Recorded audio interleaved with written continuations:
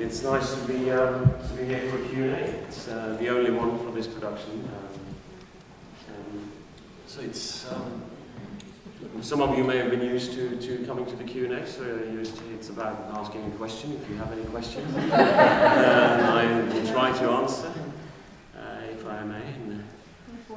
Yeah, here we are. Hi. Hi. Thank you so much for a beautiful performance.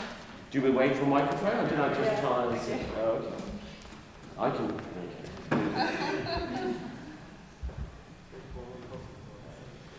That's Alessandra. Thank you. I wanted to thank you for the performance. It was beautiful, and I thought that you including the beats of Norwegian original play was kind of giving it an extra melodical beats and making the whole flow very nice. Thank you. What I wanted to ask you, well, first, I actually want to say that it's a luxury that you could read it in the original, in Norwegian and also in English. Yeah.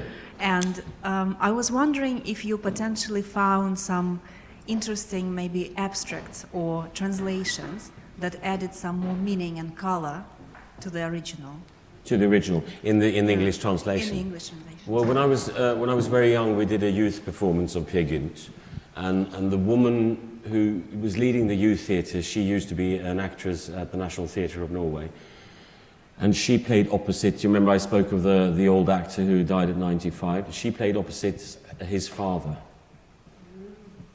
way back, and she played the woman in green. So she devoted her entire life, at least 30, 40 years, for children and youth. And she wanted them to be taught classical theatre from way back to the Colosseum and everything, and passion plays, and not necessarily to become actors, but to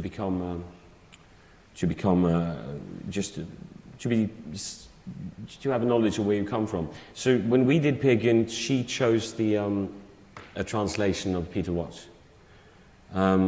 So I remembered it, and I went back into it, and I remembered also why she said she liked it, because she said it's not in rhyme, but it's very close to what she felt that Peer Gynt was about. So that stuck with me. So when I started making this, I went, I'm just going to go straight to Peter Watts. But I've read other translations as well. Sometimes when you go into poetry or to try and get the rhyme, some things get lost. And always in translation, things get lost. And I've even read translations where they've lost a word and things like that. But I did find in Peter Watts that it's very close to... It helps sometimes, and we've done plays here with the Norwegian Ibsen company that I run, and the translations there are sometimes so good that it helps us as Norwegian actors to get another flavour of what the play is about, and it really helps. I've read many translations of English plays that I've done because I want to look because you have to make a choice when you translate, so you have to make a specific choice of. Try to get as close to original as possible, but also, you need to make a choice. What does this word mean? And sometimes it really helps. I go, okay, so that's what he feels. But when it comes to be yourself, or to be true to yourself, or to thyself be, there are many, many different translations. So I read all of them just because I thought that was a tricky one. But I do find that Peter Watts, some says, be true to yourself enough, be true enough. So there are different versions of that, and I was trying to see which one I like the best. But it's, I do feel that helped. And also, as I said at the end, with the line of the Peer Gynt has failed in his purpose of life, that gives me much more, it gave me another layer of, that's very specific. Han har brutt sitt livs bestemmelse. Tross means he's gone up against what his life was aimed for, and he's what's the word? Tross means he's defied it. He's been opposition against it. So there are things like that. Yeah, it helps. It helps sometimes if I'm going to be a really bad villain in anything. I sometimes just think that I'm a Swedish actor instead of a Norwegian, and a specific Swedish actor. And I go, how would he say it? He went like, du ska fan inte komma. And then I go, oh. So that's how so it helps sometimes go to a different language, see what they meant. Yeah. Yeah. Thank you very much. Sure. Next question. Someone over there. Should I give it to Alessandro, or do you want to? It is Alessandro. Yeah. Okay. I find these kind of plays really interesting because they're adaptations of scripts that are also performed. I don't know if calling it a theatre of paraphrase is like a term, but you're telling a story of a story, and I wonder what can be taken from this kind of adaptation as opposed to watching the original Peer Gynt, where you're the actor and then also the character and then also the only person on stage telling all of these characters. And do you think it's a very modern phenomenon? To do this way? Yeah. Or, you mean, instead of the entire play, but just to do it this way? Yeah, or what can we gain from the text? What does this bring out from the text in a way that the original... For an audience, for you? Yeah, well, in comparison to the original text. Can I just understand you correctly? Do you mean in the English translation that I did now, or the way that I do the way that this version is done? Probably both. Okay. The latter. No, but I mean this one man. I said to the coroner when they said, "Can you come and do it?" I said, "You need to make it specifically clear that this is a conversation. It's a talk. It's a meeting. Because I didn't want people to come and think they were going to get all the mountains." But hopefully you saw some of them anyway. But it was. This was made originally for me to. I was asked by a high school, my old high school, way back. Can you come and talk about Peer Gynt after I've done it for the youth theatre? So the journey started there, and to go into a class. And when I was younger, I didn't really. We read Peer Gynt, but it was tricky. And Peer Gynt is tricky still. And now in Norway, they've taken Ibsen out of the curriculum. He's not. You don't have to teach Ibsen anymore in Norway. It's up to the teachers. And this is just a couple of years ago.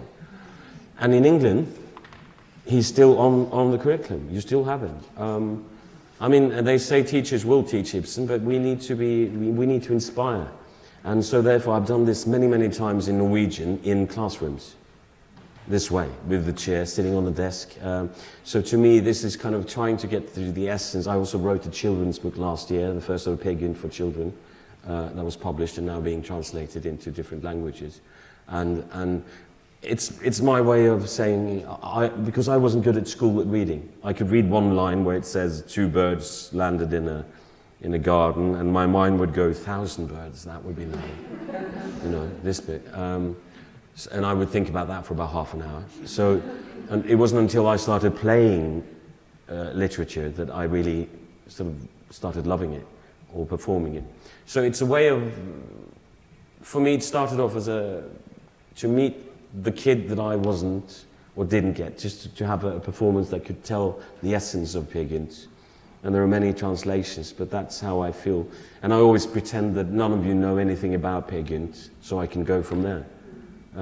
I can't think that people have seen 1,000 performances, and even people who've seen 1,000 performances say they get something new from this. But I try to be to the core of how I feel that maybe it was about, but there are loads more. So this is one version of telling it, I suppose. But was that an answer to your question? Sort of? Yeah? Yep. Thank you very much. I enjoyed your performance. Thank you. I'm puzzled, non-Norwegian, as an English person, coming to this to try and place it. I mean, it's full of ideas, full of references, I feel, to philosophical, psychological quandaries. The onion is central to what is the self and so on. But I'd like your comment upon how much, you just said that when you started acting it, how much is it dramatic? Because it's packed with ideas and fascinating, and I want to go back and read the text. But I can't see that it's theatre. Well, neither could Ibsen. No, he thought it should be presented like you've done it. Is that right? He thought it should be read. He didn't think it was meant to be performed. He thought when he gave it out first, he thought it should be read. And when they started talking about making it into a play, he thought that might be difficult because it was meant to be read originally. Then they cut some. If you do the whole thing, it's about 6 hours or so. And there are about 80 characters in it or something. Yeah. And yet you, just from what you've been saying, you saying that actually as an actor, as a man of the theatre, you have liked performances or been in it or performed it, and you think it works as theatre? I think so. I'm a what's the word? Classicist. I like that the directors have know what the play's about before they start doing something weird with it. But I have seen productions where, because when Ibsen wrote the Peer Gynt, it was he did sort of make fun of characters in his day and time, the different people like Hussein with the pen. It was a Swedish foreign minister. The thing about being somebody else's pen, you just write what other people, you know. There were different characters, and there was a director in Norway in 2012, I think, Alexander Mørkheim, who made every single character into somebody that was in Norway at the moment. Our Prime Minister, a talk show host, Peer was sitting and it worked really well. Although but I have been in outdoor productions where it's more a classical way. But as you know, being from here, because you have such a relationship with poetry in England and Shakespeare, you know that to lift a poem, it needs to be a bit sort of out of this world. It needs to be larger than life. And I feel that Peer Gynt, if it becomes too specific in a way, I find that it loses some of its strength. So I think it works really well on the stage, but you can't be reverent either. You can't be... you can't make it a national play with loads of costumes, and you can do that, but then you need the actors to be truthful and real. We have up in Gorlor, up in the mountains, where the story's from. There's a play every summer, and they play Peer Gynt outdoors. Different actors, different directors do it every time, but you have the whole water. The sun sets as Peer Gynt, and always the sun comes down. The second mother also takes her last breath, and it works. It's a part of culture. But there are, I haven't seen that many performances abroad. But I do find it works really well on stage, but not always. Thank you. Yes. Am I the one who decides who to go first? Okay. You want to go? Should we do it? Yeah. Okay. It's easy for you. Yeah. I've loved Ibsen all my life, and I went to Norway for the first time last year. I've been twice in the last 6 months now. Right. And it struck me now that Ibsen says a lot about the Norwegian soul. What for you does Peer Gynt say about the Norwegian soul?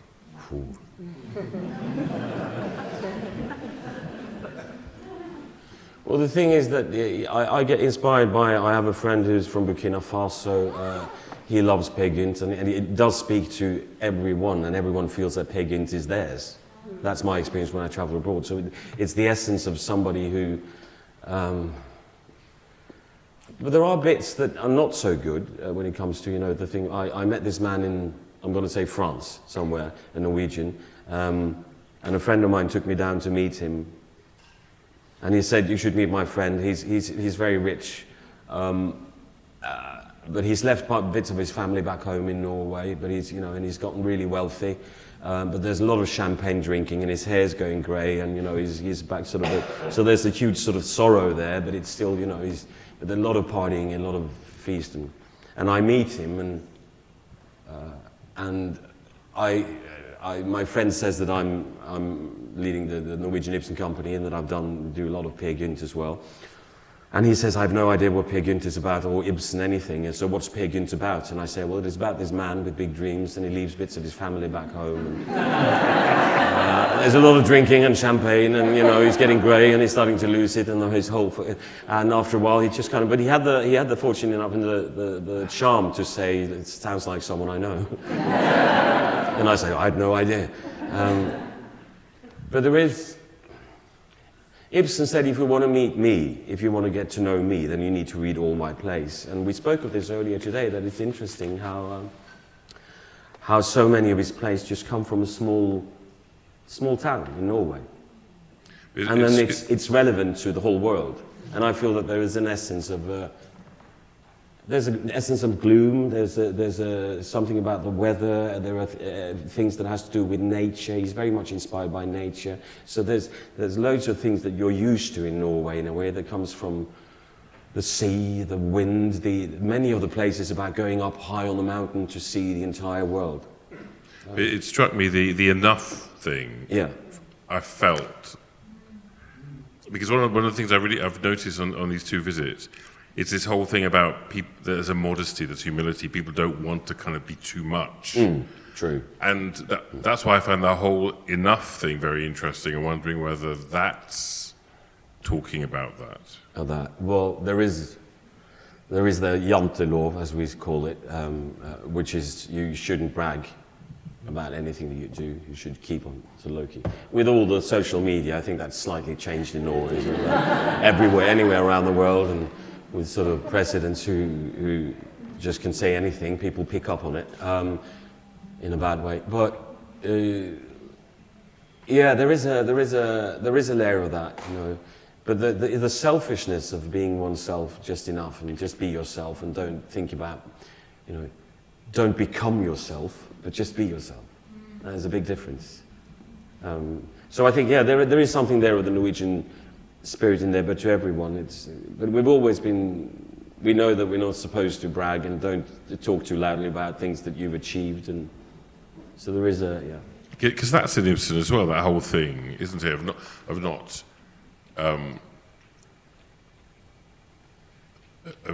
kind of prioritising your own need. I mean, I kind of feel that's in a number of his plays, that people don't push what they want. Well, I agree. Well, I mean, it varies, but so I can't say all about the Norwegian spirit, but there are elements there. But I find to meet them in everyone. I find it so nice to have a conversation with people who just kind of, when you start talking about how good are you at sort of stating your claim and being yourself. And it's an interesting conversation because there's so many layers of people coming around and so many layers in people's life that prevent you from to be yourself. Yeah, and something comes from Norway, you know, people living up north, they live in the dark half the year. That does something to you.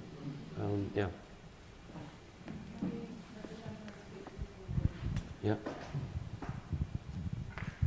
I've loved Edvard Grieg's music in general since I was a child, and particularly the music that he wrote as incidental music for this play, and indeed I suppose that's why I'm here this evening.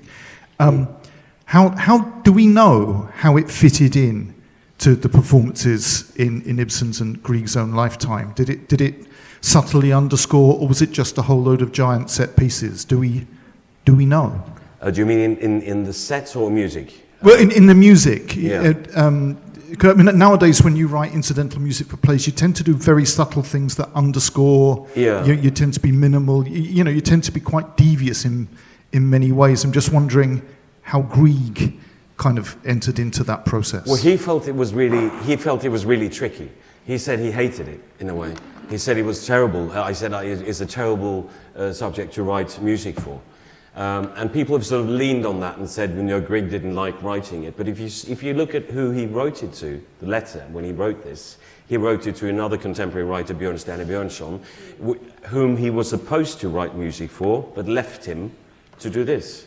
And what do you say to somebody who you didn't do, then if you sort of left someone and you didn't do the work for him, you're doing it for someone else, you would say, this is terrible, I should have been with you, So I don't believe it completely. But Ibsen was, he was very much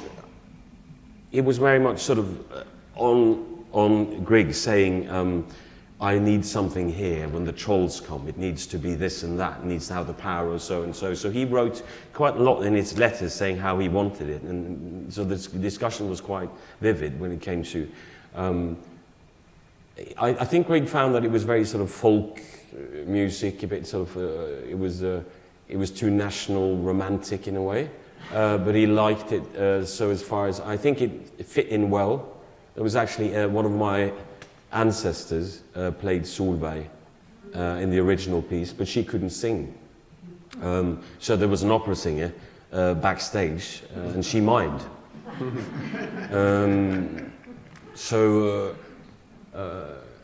But it really worked when they did the first time. But as I said, it wasn't intended to be a play. But when Grieg's music came in, I think it lifted it, as far as I can tell from history, that it really worked. But it was a big national romantic thing, and it wasn't after a while that they started putting other scores in, and that it was criticised. One of the most criticised was Duke Ellington when he did Peer Gynt suites in jazz. It was banned in Norway.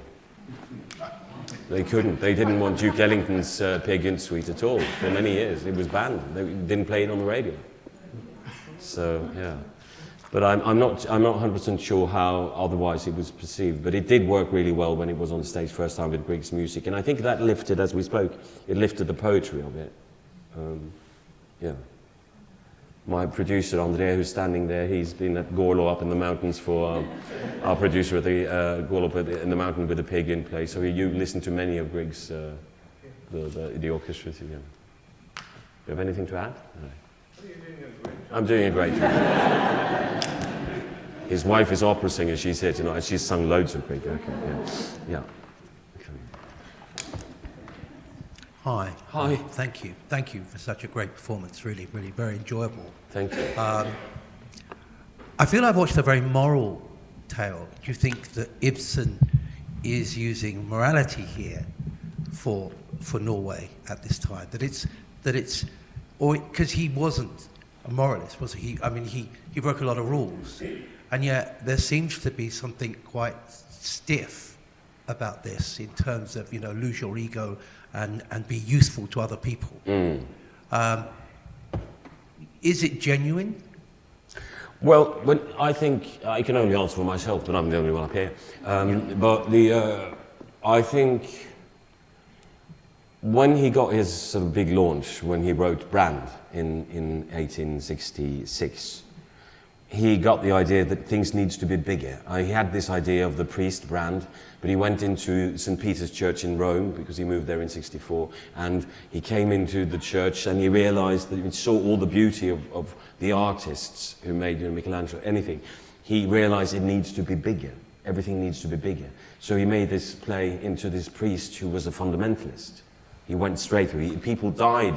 I mean, if his family died because he just believed in God and need to be. And then he said after that, Peer Gynt sort of just came on by itself, naturally, because as a contrast for someone who deviates and doesn't make any choices. So I think the main thing was to show that part of human being behavior. And when you go into the bits of Peer Gynt about slavery and things, it's so bad. I mean, he's so dark. And there was a cartoon that came out, or a book 15 years ago, and we saw the images in that Peer Gynt book. It was just, I mean, you saw the slavery, you saw the slaves rowing, and Peer Gynt was standing there drinking and having fun. I mean, it's awful. And Norway had its history with slavery as well. So there were, I mean, it's dark. Peer Gynt is very dark. But the morale, he never spoke of his faith, Ibsen, but I think there are elements of, he was a very sincere man, and he believed in being inspired by good people and to learn from youth and things. So I think there is an element there in Ibsen that really wanted to say, you know, we can do better, I think. And people who knew him said he had a great morale, but he dared to say how we were, and I think that was the main thing with, if that makes sense. Yeah, no, absolutely, Yeah. sure. Yeah, thank you. But Solveig at the end, you know, he's being saved. That's always a huge discussion. What is Solveig? Is she God? Is he being saved? Is he dead? And then he comes to God, and Solveig means the road to the sun or God. But I just find the element of, and I can experience this in my life as well, when someone sees you for who you actually are, and that helps. You need, yeah. Yep. Congratulations. Excellent piece of work. Thank you. Do you think he had, I mean, do you think Ibsen read Shakespeare? He read Shakespeare. Do you think he did? He saw Shakespeare, at least, and probably some translations in German, I would suppose, expect. But Do you he think went to Germany and he went to Denmark in the beginning of his career, and he saw Midsummer Night's Dream, for instance. Yeah. But Polonius's words to Laertes, this above all, to thine own self be true, thou canst not then be false to any man, that must have influenced him, if he heard it. I'm going to go and see if he saw Hamlet as well. But also, did he read Voltaire, Candide? Because he never spoke of what he didn't want to tell what his influences were, so he never said anything, almost anything, about who he read. He did have a book on Jerusalem that you knew, but it was. But he must have been inspired, and his wife had loads of books, and he must have. So yes, absolutely. And there's Kierkegaard that he was inspired by, that we know. But because Candide has a journey, all that. and is in love with this woman who is completely out of his reach, who is royal and everything else. Yes. And then at the end he searches for her again and again, and finally he finds her, and she's old and she's blind, and it's... There is a play that Ibsen wrote in 1851 called St. John's Eve, and if you read up on it, then it's about he just came back from to see Midsummer Night's Dream, and the play is about this party on St. John's Eve, Midsummer Night, and it's out in a garden, and there's a little goblin that flies around, or a tomte, a nisse, who puts something in the drinks of the lovers, and they fall in love, and and Ibsen said, it wasn't really my play, I just kind of made it better, but for a friend. But then he put his name on it after a while, and it's quite interesting. It's very interesting, because it is Midsummer Night's Dream in a way. So I think definitely he was inspired, but also he took it to a different level, because he dared to say so many things that people didn't dare to say. Yeah. So, yeah. I mean, I'm not underestimating his. I mean, he's a genius. I think we can all rest on Shakespeare. I think most good writers have been inspired by Shakespeare. Yeah, but also Shakespeare stole stories from other people. Yeah. But Ibsen is a genius. I remember seeing Peer Gynt in 1969 with Roy de Treese, who was a well-known character actor at the time. Yeah. But it was down in Chichester, and I still remember it now, but it was 5 hours long. Yeah. It was fun. We had supper in the interval. No interval, no, yeah. Thank you very much indeed. It was an absolutely wonderful evening. Congratulations. Thank you so You're a fine much. actor, mate. Thank you very much. Thank you.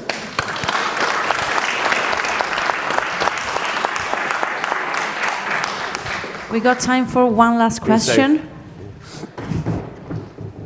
Last You choose. question. Oh, up here. Hello. Hello. Let me climb the stairs.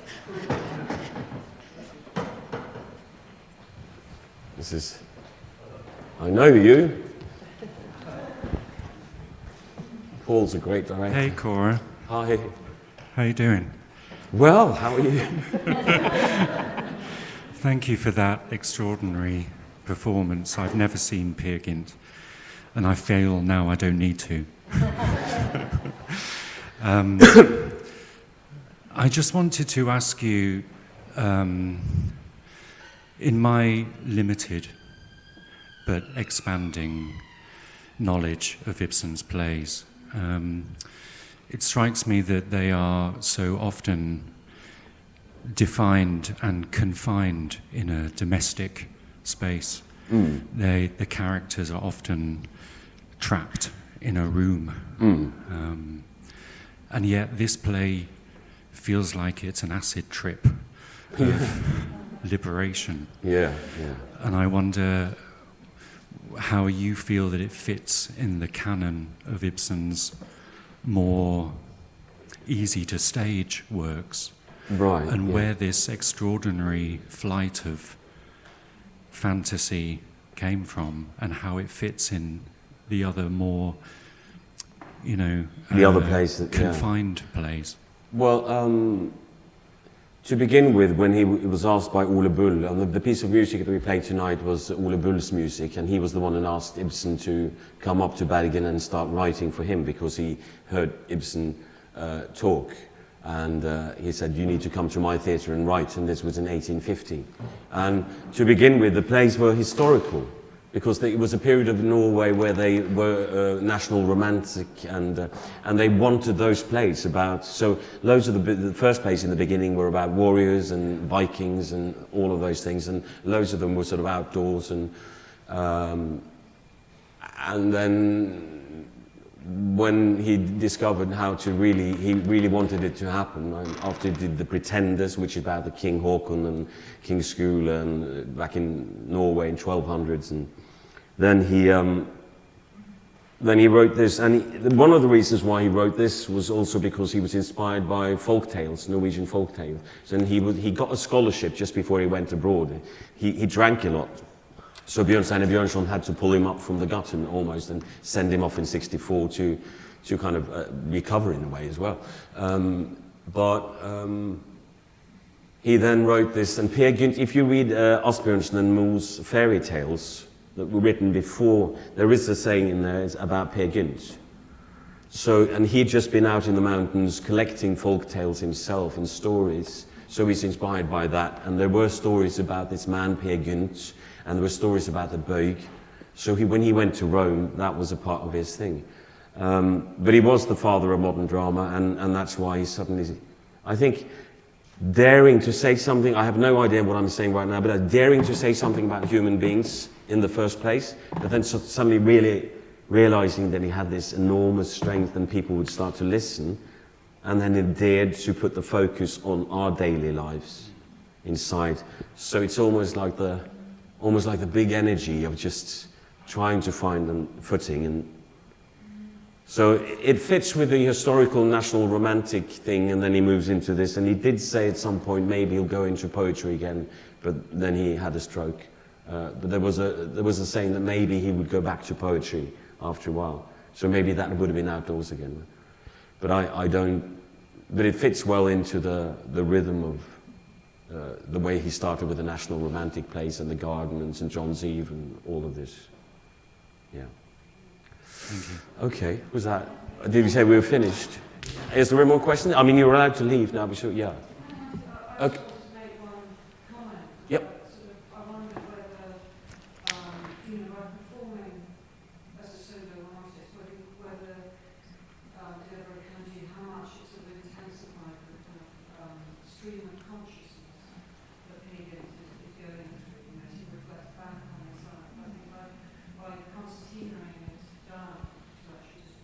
One man. Yeah, there have been adaptations of Peer Gynt where it's just him. Everything's in his mind. So yes, I think it helps. But I think when I started feeling that Peer Gynt was more than just a brilliant play, that it actually had something to say to me, was when you start sort of taking everything that's in your head. And I allow myself during this to kind of go into a private space.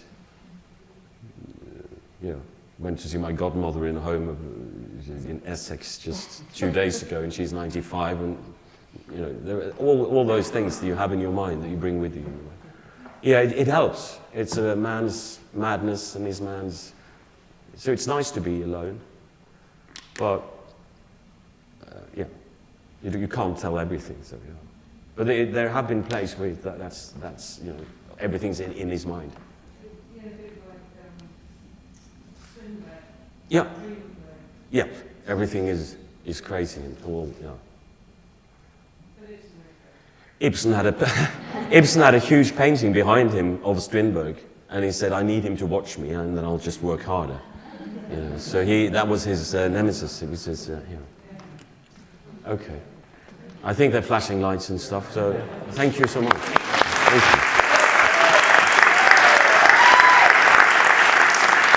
Thank you.